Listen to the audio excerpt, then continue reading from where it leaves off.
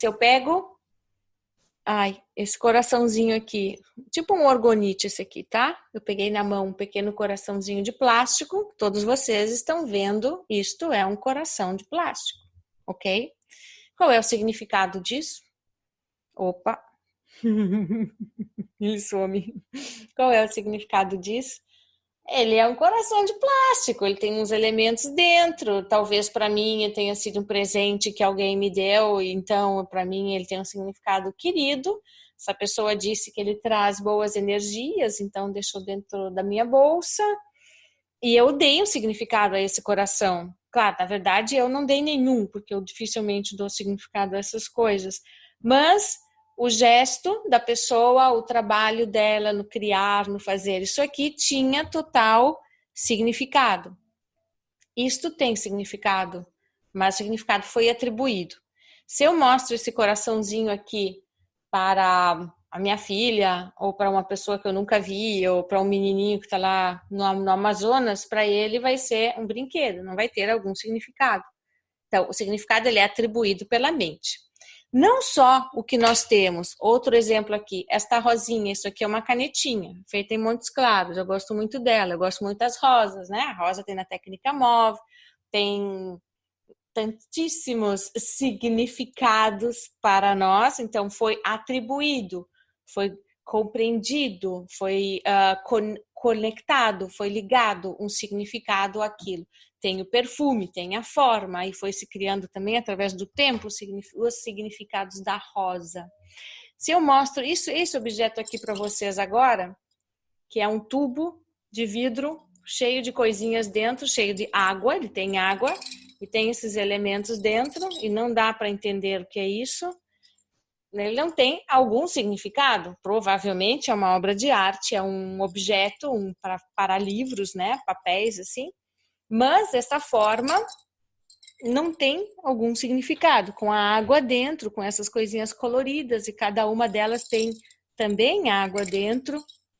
Então, o significado, vamos admitir o pessoal aqui, o significado das coisas é aquele que eu atribuo a ele também. Se eu penso os meus óculos, esse óculos para mim é importante, porque eu utilizo, ele tem um significado, mas ele também tem uma utilidade. Agora, a questão que o Sim diz no exercício número 9, onde fala que eu não vejo nada tal como é agora. Por exemplo, se nós damos um determinado valor às coisas que estamos vendo, olhem ao redor de vocês, mesa, cadeira, computador, telefone, tudo tem nome e tudo tem um significado. Porém, eu estou vendo isso somente com a minha mente, estou dando significado a essas coisas somente através da minha mente, da minha percepção, da minha visão e emoção. O que o curso nos diz é que o mundo não é assim. Então, vamos lá, porque o pensamento do curso é complicado, o pensamento do curso é forte. Ele vai levando gradualmente até que nós consigamos tirar o significado egóico, emocional e de medo de todas as coisas. Na lição 9, ele diz assim, eu não vou ler ela inteira, tá? Comecei no parágrafo 2. E é muito importante. É difícil para a mente não treinada acreditar que aquilo que ela parece retratar não existe. Essa frase aqui já diz tudo. Essa ideia pode ser bastante perturbadora e pode encontrar uma resistência ativa sob inúmeras formas. Mas isso não impede a sua aplicação. É por isso que eu amo o Sim. É difícil para uma mente não treinada. Ok, para tudo. Desce do barco, vamos treinar a mente para chegar a este ponto. Essa ideia pode ser bastante perturbadora.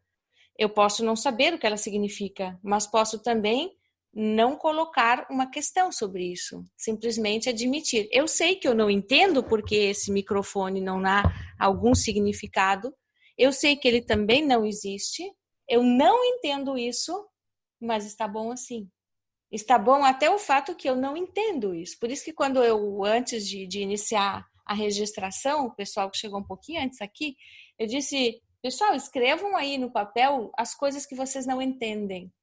Na vida também. Não entendo por que fulano faz isso, não entendo por que essas coisas acontecem no mundo, não entendo o USEM, não entendo por que existe morte, não entendo por que a gente tem que comer, não entendo por que nós temos que dormir. Tem várias coisas que nós não entendemos, né? Mas porque a tendência da mente, a tendência do ego é realmente criar, recriar e ficar somente no mundo conhecido. Eu até escrevi uma coisa essa semana, não me lembro mais aonde, nem em que língua, que era que o ego tem muito medo de não saber o que ele não sabe. Então, ele tenta sempre desacreditar notícias, informações novas, teorias novas, deixar para trás as tradições, né? Porque as tradições são uma das coisas que mais impedem a visão de evoluir. Porque é uma repetição e elas foram criadas justamente para manter a memória e manter uma segurança. Somente com a abertura em relação ao novo, porque o mundo muda de frente para trás, não muda do passado para o futuro. É o novo que traz a mudança, são as crianças novas que trazem a mudança, a tecnologia chega com os mais jovens que vai se renovando. Aí vai se tornando passado, vai se tornando alicerce. E é o que está acontecendo. Nós aprendemos com o passado, mas o novo chega do futuro. Isso que eu acabei de falar é a prova que nós estamos no meio de sabe o 8 do infinito em escala, né?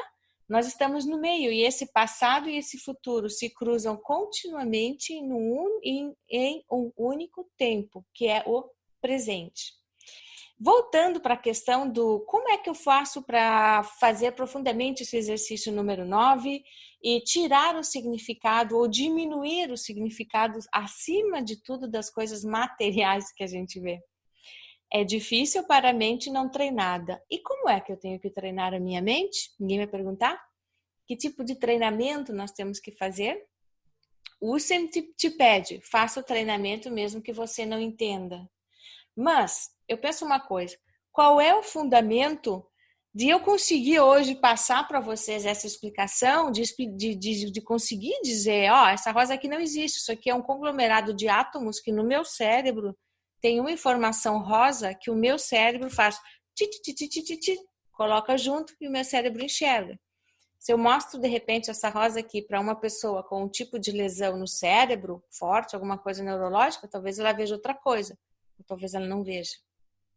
O significado é dado por uma função de códigos. Nós vivemos códigos, nós falamos, escutamos, sentimos, temos os nossos sentidos através de códigos que se completam no cérebro. Então, dependendo da minha experiência, até das minhas condições físicas, eu vou ter um tipo de interpretação da realidade e uma outra pessoa pode ter outro. Aqui entra toda aquela questão genealógica também. Por quê? Se eu sou um sistema biosensorial, tá? Nós somos robôs biosensoriais. Nós somos máquina, mas é um tipo de máquina tão evoluído que ela perece. E esse era o plano do Criador, da grande mente, criar esses protótipos que fossem capazes de amar, de sentir, não um computador frio, como aqueles antigos, né? Mas que fosse capaz de sentir, de morrer, de chorar, de amar, de se emocionar, e até de errar para aprender, e aprender através da própria evolução. Então, como espécie, nós somos realmente incríveis. Tanto é que nos esquecemos que somos isso. E pensamos que é aqui, que a vida é aqui dentro, mas a vida é quando volta para o grande database, para a grande inteligência. Eu acho que eu já passei para vocês uma série, eu vou escrever aqui, eu não sei se vocês vão achar. Battlestar. Ela é bem antiguinha. Galáctica. Me parece que é de 2009. Não tem mais no Netflix.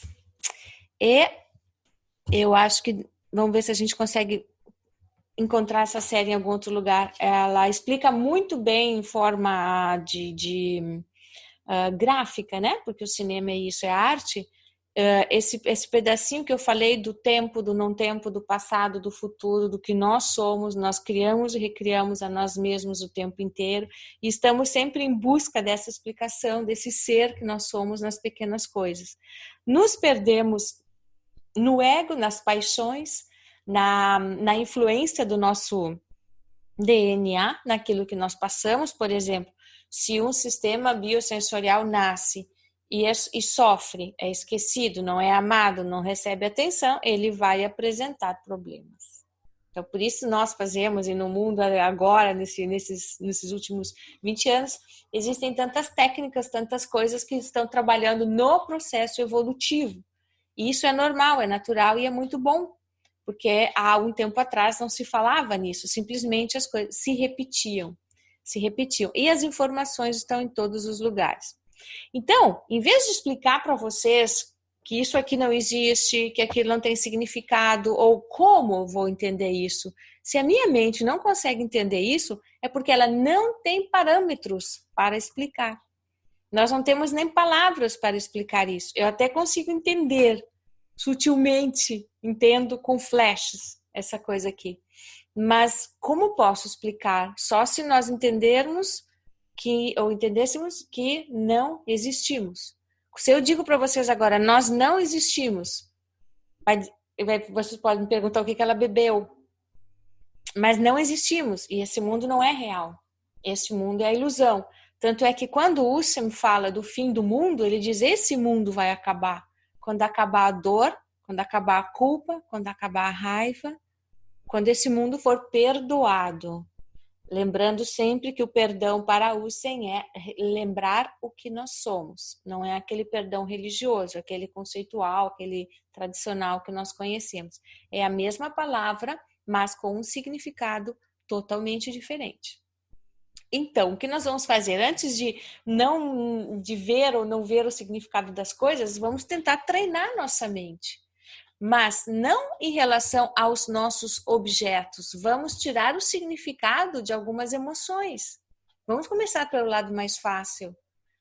Trabalhando e olhando para dentro e tirando o significado de raivas, tirando o significado de medos, tirando o significado de ânsias, de tristezas, de depressões, de exigências. Vocês já pararam para reparar quase todos os problemas, acho que 90% do que nós temos é uma questão de exigência? Eu exijo que seja assim, eu exijo que seja de outro modo. E quando as coisas não acontecem como nós queremos, aí tem problema. E até na nossa infância, né? Já a criança normalmente não tem uma grande tolerância para frustrações. É por isso que nós temos que ser educados e educar, dando limites e mostrando. Não é que tem só erro e consequência, existe ação e reação. Se você não tiver uma determinada ação, você vai ter uma determinada consequência. E essa é a firmeza que um adulto deve ter. Mas, nas últimas gerações, nós estamos confundindo o limite com a falta, com falta de amor. Então, por amor, se deixa fazer demais. E aí, o ser acaba não tendo esses parâmetros para medir o que ele pode ter e o que ele precisa conquistar nesse mundo. Vou dar uma viajadinha em outro assunto, né? Mas é porque vai puxando. E outra coisa que acontece é o grupo. Nós somos em 34. Eu certamente inicio sempre a falar e depois o campo do grupo vai criando e vai levando para onde vocês precisam. Tanto é que quando as pessoas me escrevem, que eu gosto muito do feedback, acabam dizendo, quase sempre, né? Tem várias que dizem, nossa, eu tinha que ouvir aquela partezinha ali. Tá, então tá bom. Então eu continuo fazendo isso. O Husserl nos diz isso, a mente treinada. Para treinar esse processo, nós podemos passar agora, 1 hora, ou amanhã, durante o dia, olhando as coisas e tirando o significado delas.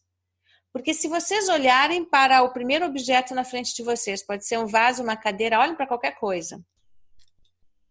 Agora, repita mentalmente, ou em voz alta, tanto não estamos escutando, o nome daquele objeto que vocês viram. ok? Eu fiz um aqui também. Agora nós vamos olhar de novo para esse objeto sem nome. Ele não tem nome. Olha para ele de novo, não fala o nome, ele não tem nome. Conseguiram, né? O significado é nome. Continua tentando, tira o nome. Porque eu olhei ali, almofada. Ok, agora não é almofada, não tem nome. É um treinamento. Nós podemos tirar o nosso nome também. Se nós não tivéssemos nome, o nome é a identificação, o nome é o ego.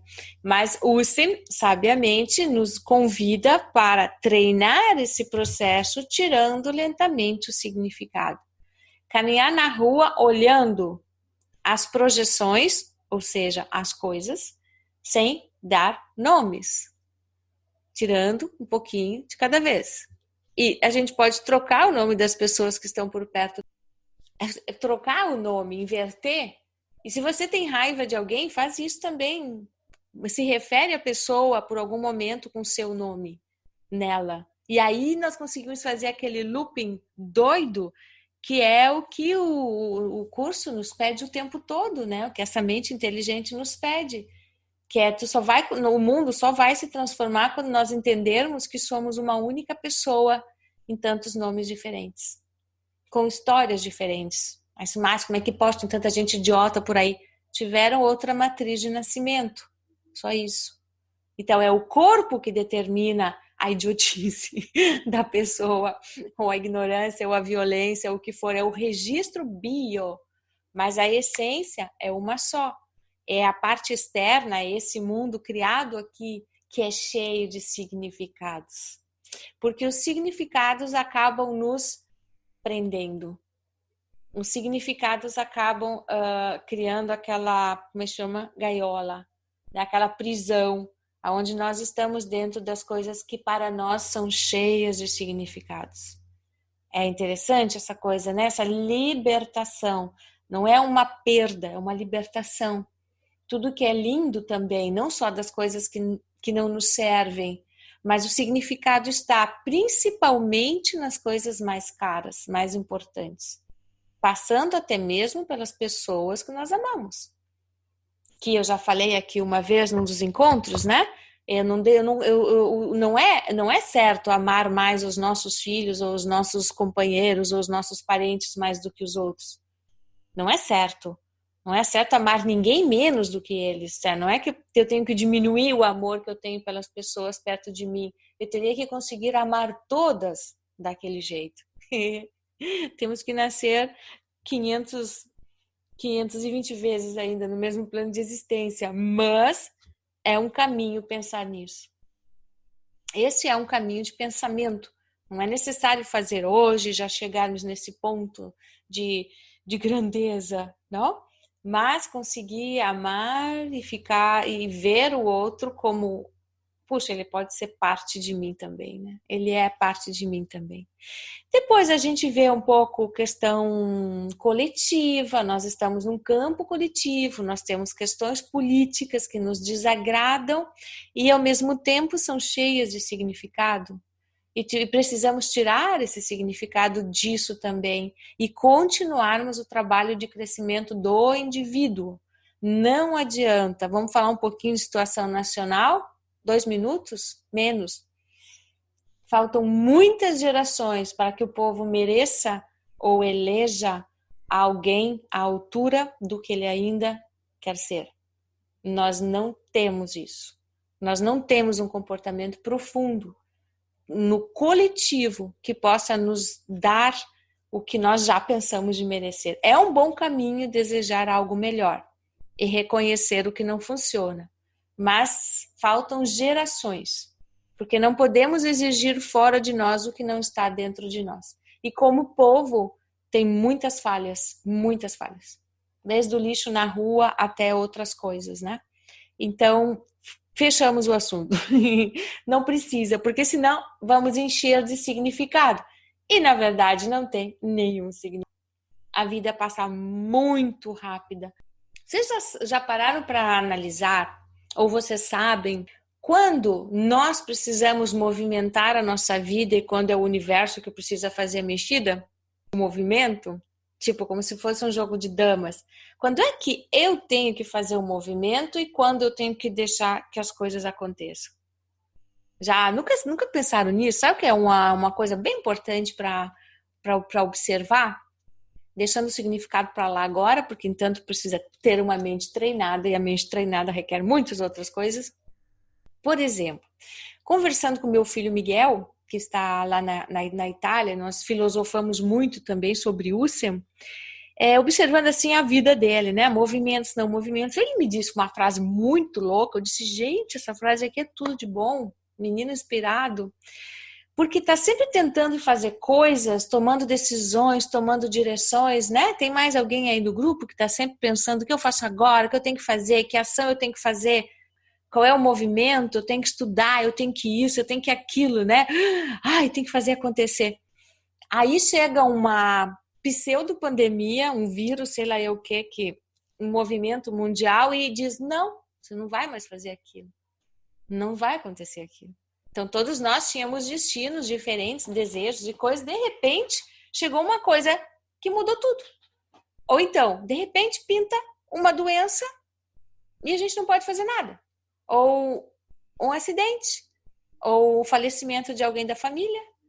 Ou simplesmente cai um avião em cima do prédio onde a gente estava trabalhando e agora não tem mais trabalho. Tem momentos na vida em que nós não podemos decidir. Aí a metáfora que ele trouxe para falar de uma coisa dele era assim, mãe, quando nós estamos parados na zona segura, nós estamos num porto. E aí a gente sobe nesse barco. E tem momentos que é o vento que vai te levar. Quando o vento para, a gente pega o remo. Vocês entenderam que linda que é? Tem que fazer o desenho disso. Aí a questão é, agora eu estou no vento. Por exemplo, eu não posso tomar, quase nenhum de nós, nenhuma decisão, porque nós não sabemos o que vai acontecer. Quando parar o vento que está levando para onde ele quer, aí peraí, é hora de remo. Agora eu tenho que remar, agora eu tenho que ligar, agora eu tenho que fazer, agora eu tenho que escrever, entendeu? É bem prático isso. Mas saber reconhecer o momento de, não, peraí, agora eu quero deixar. Aí entra a confiança, que é a primeira característica do professor de si mesmo, né? Do nosso terceiro livro, a característica de quem estuda o livro é a confiança. É a coisa mais difícil que tem que fazer, porque tem que confiar no universo. Tem que ter certeza que tem uma inteligência atrás das coisas e que as coisas serão perfeitas. Mas não pode arredar pé disso, mas nem um milímetro. Porque se coloca o remo em tudo, vai atrapalhar o andamento do barco. Então, nós temos que perceber, agora eu vi a Alfa ali, a Alfa estava cheia de planos, quebrou o pé. Aquilo foi vento, não foi remo. E às vezes, se a gente não para de remar, o vento chega e vira teu barco, daí tu diz, não, peraí agora, eu não posso. Não é? Aí nesse momento em que não conseguimos remar, é o momento mais lindo. Esse é o momento da revelação. Esse é o momento do, ok, entrego tudo, seja o que for, do quero ver o que vai acontecer. Aí depois chega um outro momentinho, né? Sai daquela corrente e uau, posso decidir. E geralmente vão ter duas opções. Nunca chega fácil. Daí tem que escolher. Pá, agora eu posso isso e isso. Primeiro não tinha nada, né? De repente nós chegamos numa situação onde tem duas ou até três coisas. Aí diz, meu Deus, qual é a certa? Qualquer uma. Porque se você foi levado até diante de três portas ou de duas situações, quer dizer que você está apto para viver aquelas duas estringas, aqueles dois destinos, sabe? Nós temos vários planos até de vidas paralelas que nós vivemos, nós mesmos, vidas iguais. Tipo, eu estou aqui falando com vocês, posso ter uma vida idêntica a essa, onde eu estou num auditório, onde não tem o Zoom, onde não teve o vírus, onde nós estamos conversando em BH ou em Montes Claros ou em Rio, sei lá. Existem essas muitas possibilidades que nós criamos a partir dos nossos passos. Então, quando nós paramos assim, que o vento para e a gente diz, ok, posso pegar o remo agora e posso isso e posso aquilo. Pode ser qualquer uma das duas estar naquele momento possível. Vocês já tinham pensado nisso? É muito louco, né? Eu achei bem gostosa essa coisa aqui. Ela ajuda até a calma que dá. Porque todos nós, no fundo, procuramos um porto, que é aquela situação familiar, emocional, segurança no trabalho, dinheirinho, saúde perfeita. E a terceira frase, a quinta frase é você errou o planeta, não vai dar nada certo. No fim, vai sempre acontecer alguma coisa. O porto é a busca. Só que o porto deste plano de existência aqui, ele é muito caro. É muito difícil atracar o barco nesse plano aqui. Tem muitos preços. Você até pode conseguir muitas coisas, mas vai ter que lutar para manter tudo muito parado, porque o mundo é movimento. Então, essa segurança, essa pacateza, será que existe essa palavra? O que nós buscamos, essa segurança, esse lugar, uau, legal, normal, ele até pode existir, mas é uma luta terrível para manter, sabe? Para manter essa segurança. Quando a gente sobe nesse barco, dá uma remadinha para sair do porto, aí podem acontecer as coisas incríveis. A gente até pode parar num outro porto, pode buscar um outro porto, pode ficar, mas sempre com essa possibilidade, com a abertura de que seja feita a sua vontade. Essa acho que é a frase mais forte. Ou então aquela de São Francisco, que é muito bonita, né? Fazer-me instrumento da tua paz. Então, não são coisas novas essas que eu estou dizendo, sempre foram ditas. E a confiança nessa inteligência, eu só consigo ter quando eu jogo junto com ela. Eu não preciso rezar para ela, entende? A gente já não fala essa linguagem, nós não temos essa linguagem aqui. Porque se eu orar para ter algo, eu não acredito que eu posso ter, eu tenho que pedir. O convite de Husserl é diferente, é uma linguagem diferente. Você não precisa rezar, você é a oração. Vocês nunca fizeram um dia inteiro de vida de oração? Ser oração em todas as coisas que nós fazemos. Um dia, cuidando do jardim, ou amanhã, ou hoje à noite, arrumando a cama de vocês, ou dando carinho para um gatinho. Quando a gente faz uma coisa em total presença, com o olhar, quando a gente manda uma mensagem para alguém que está precisando, ou quando a gente só, puxa, entendi isso agora, mamma mia, né? Aquele momento eu posso considerar ele uma oração, se eu me concedo essa união com o universo.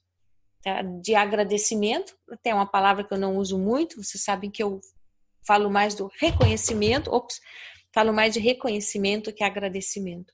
Porque às vezes o agradecimento ele pode ter uma sombra de eu não merecia, então muito obrigado. Eu não tinha, então muito obrigado.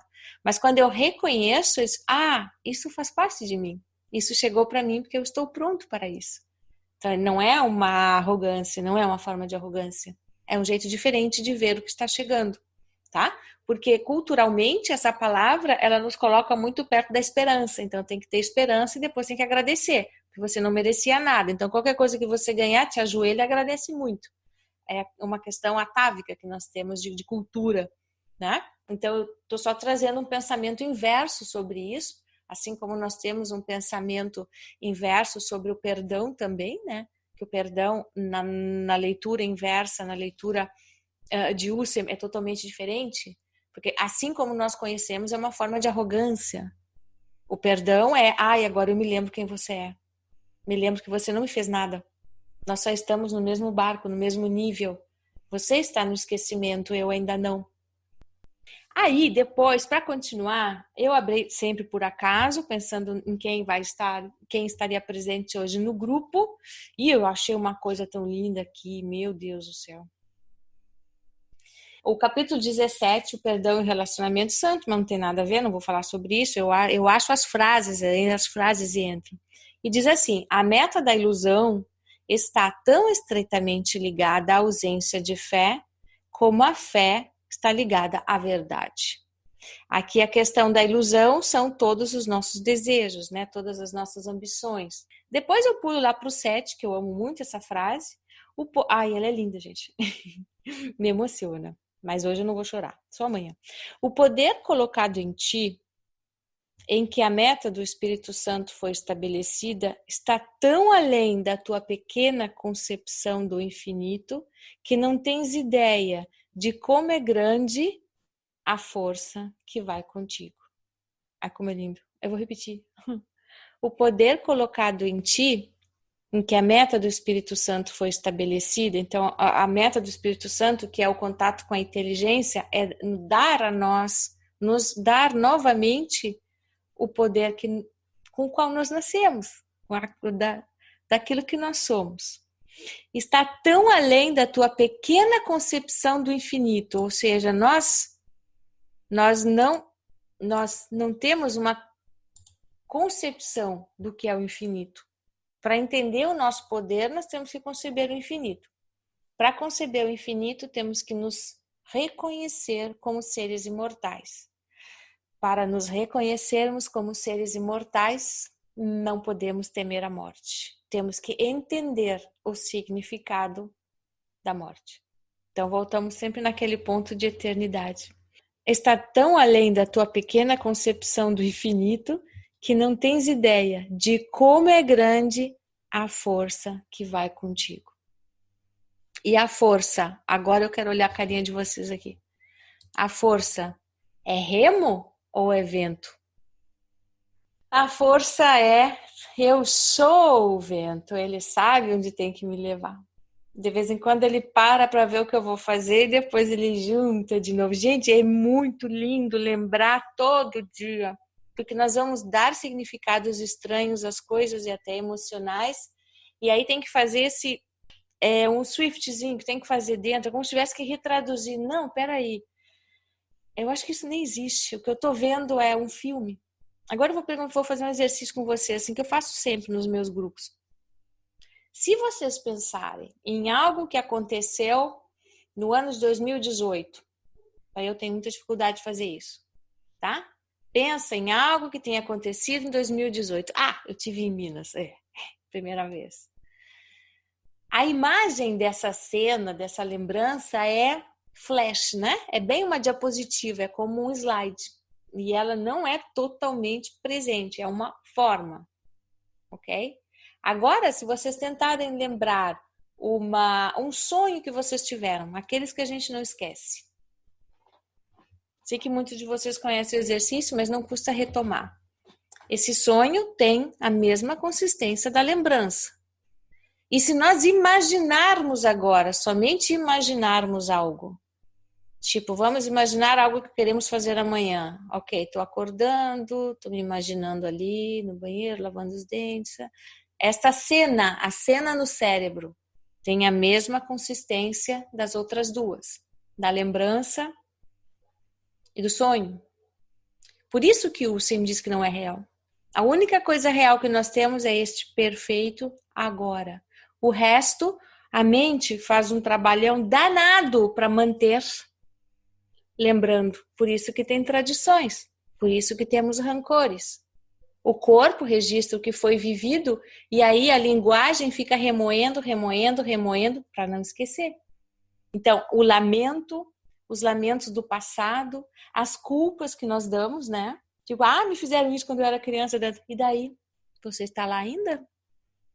O processo fica no corpo, mas é uma decisão. Se eu quero viver o reflexo de algo que me aconteceu, logicamente, você tem condições mentais e emocionais para isso, tá?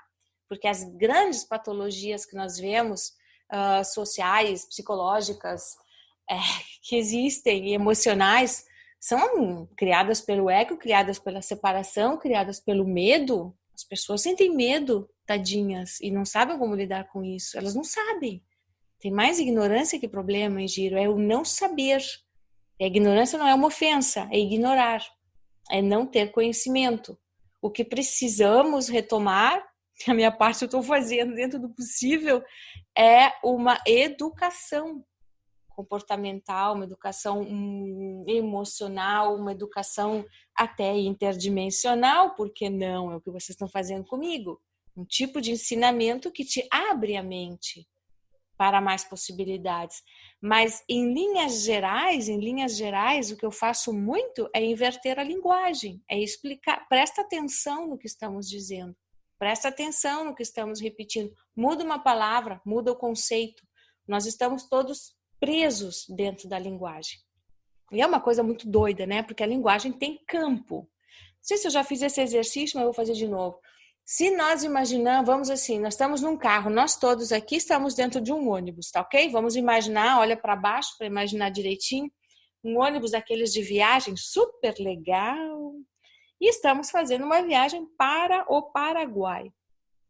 Sei lá que estrada pega, mas é muito bonito, estamos nessa estrada. Não tem placa nenhuma, só tem essa estrada na qual nós podemos estar e estamos quase no Paraguai. E sem placa nenhuma, sem nenhum aviso, nós entramos no Paraguai. É isso. Não mudou nada. É o mesmo planeta, é a mesma estrada, são as mesmas árvores, tem o mesmo ar. Agora nós vamos parar num restaurante, nós vamos tomar um café e vamos comer um sanduíche. O nome do restaurante está em espanhol, as pessoas que aparecem têm aquela característica mais guarani, né? Mais índio. Nós entramos, tem música, notícia, é outra língua, é outro país.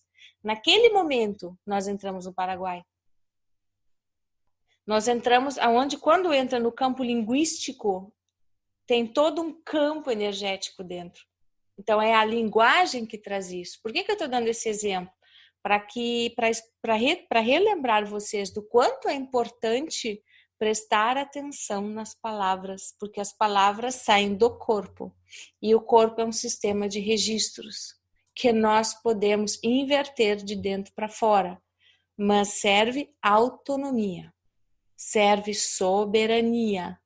Eu tenho que ser livre aqui, ó, livre de medo, livre de pecados, livre de culpas, de raivas. Aí eu consigo perceber além. Então, é como se eu olhasse o mundo assim de um jeito mais afastado, mais destacado. Como essa brincadeira, né? Do barco e do vento, do remo e do vento. Eu tenho que deixar, mas eu tenho que confiar, senão não consigo ver isso. Ok? Eu acho bem interessante vocês utilizarem agora essa observação para saber na vida de vocês nesse momento se nós estamos de vento. Eu já falei, nós estamos no vento. Daqui a pouco nós temos que pegar remo. E observar também no passado quais foram os momentos em que eu não remei e devia ter remado. É bem fácil, né? É experiência. Deu alguma coisa errada? Não. Aconteceu matematicamente o que teria que acontecer. Nada nunca vai dar errado. Essa é a coisa louca. Porque quando nós tomamos uma decisão, naquele momento se cria uma linha de destinos. E que também vai envolver outras pessoas. Claro, se eu tomo uma decisão doida, eu vou me envolver com pessoas daquela linha.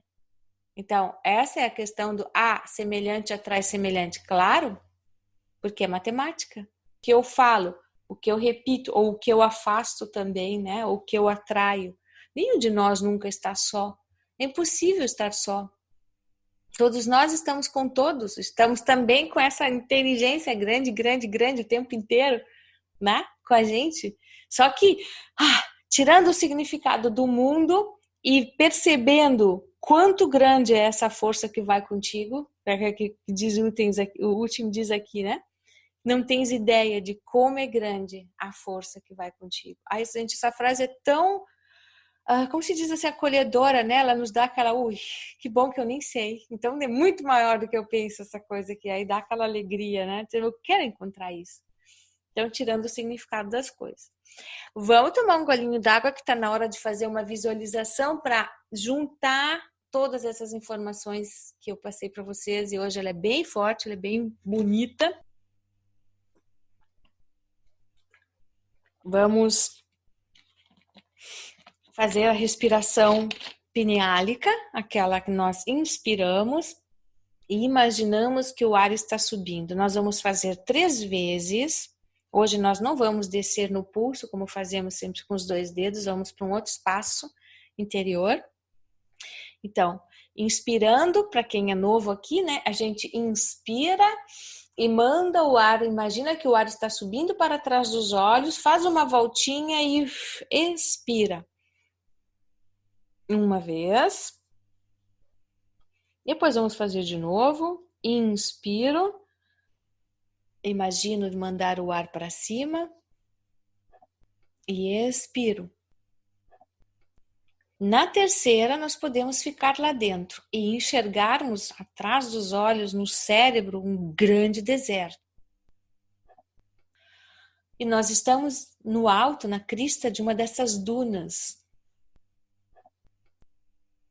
Sintam a areia quente sobre os pés. Afunda, é quentinha, mas não está muito. Imenso, gente, imenso, até onde os nossos olhos alcançam é deserto. É lindo. Céu azul, olhamos para cima. Vento tem vento, até fresco. Ok, agora nós vamos caminhar nessa crista, sabe, bem no alto dela, assim.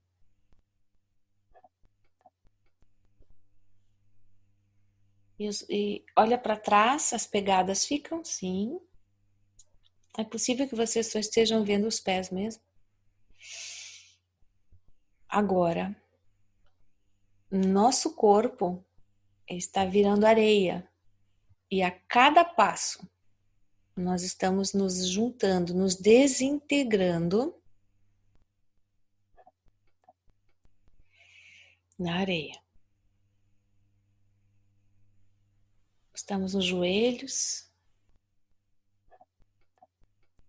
na bacia. Parece que estamos caminhando, mas já não temos mais o corpo. Pescoço, estamos totalmente dentro do deserto. Parados, só tem a visão, né? Agora somos areia, estamos bloqueados, mas a sensação é de grandeza. Agora está levantando vento, muito forte. E o vento está passando, está levantando essa areia que nós somos, justamente onde estava o nosso corpo, onde ele se desintegrou. Esse vento é forte, parece tempestade do deserto e está levando a areia para o alto, bem como acontece, né, no Saara. E as nuvens ficam carregadas. Nós somos partículas.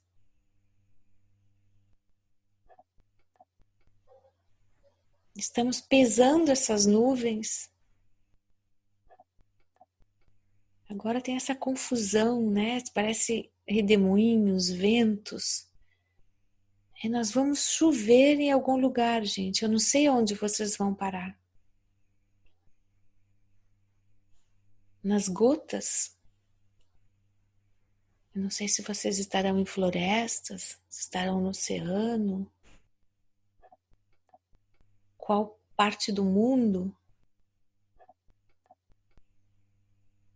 Desça. Toque o solo.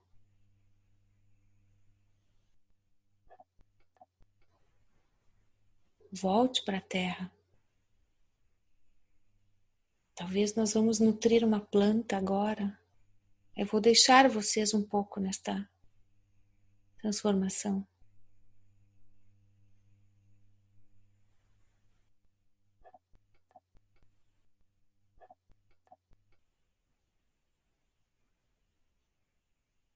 É muito importante porque estamos vendo de dentro para fora agora num outro espaço biológico, um outro ecossistema.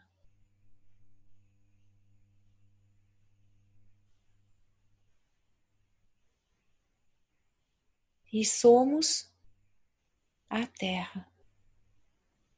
Só uma consciência. Sintam as plantas em nós, a água, os animais que caminham por cima. Unificamos a consciência com o planeta.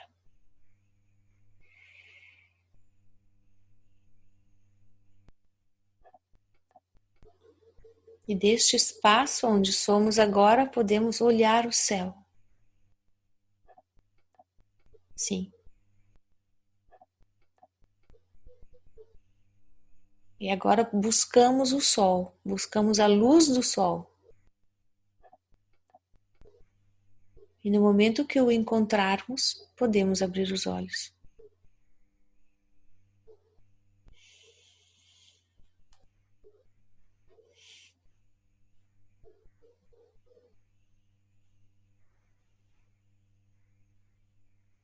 E assim voltamos. Uma visualização de desintegração do ser e ao mesmo tempo de unificação em algo muito maior. É sempre sair do pequeno, do micro e entrar no macro. E podem fazer várias vezes durante a semana. Então, antes de dormir ou quando acorda, né? Para ter aquela sensação de estar no tudo, de ser o tudo e de começar a modificar até o valor que nós damos para algumas coisas. Tudo que é ligado à natureza. E uma vez alguém me disse uma coisa muito interessante, que é: as pessoas pedem sempre coisas para o céu, mas elas não sabem que é a terra quem traz. Isso precisa levar em consideração. A terra é o contato com o que nós temos de mais inteligente. O céu é o vazio, mas é o céu da terra. É o que nós vemos da terra. E nós não estamos lidando de um jeito muito certo com ela, como nós não lidamos com um modo inteligente com nada desse mundo. Porque nós pensamos que somos mortais. Mas quantas coisas já pediram para a terra? Experimenta, acontece rapidinho. A compreensão é muito rápida. Porque o ser é de inteligência perfeita. Tudo que acontece na Terra. Às vezes o pessoal diz, mas tem terremoto, tem isso, tem aquilo. Geologicamente é perfeito. As pessoas consideram errado qualquer tipo de coisa que envolve a morte delas. Ou o fim da existência. Mas o que é errado é pensar que a existência termine. Os corpos terminam, a existência não. Então, o contato com a Terra e essa visualização de integração, né, de ter as formas de vida dentro da gente, nos ajuda a chegar nesse processo que era no processo não, na nossa intenção do exercício 9, que era tirar o significado de todas as coisas. E Husserl sabiamente nos disse, você vai ter que treinar a sua mente. Então, vamos treinar nossa mente, até com coisas assim pequenas, né? Tá bom, pessoal? Hoje eu vou ficando por aqui.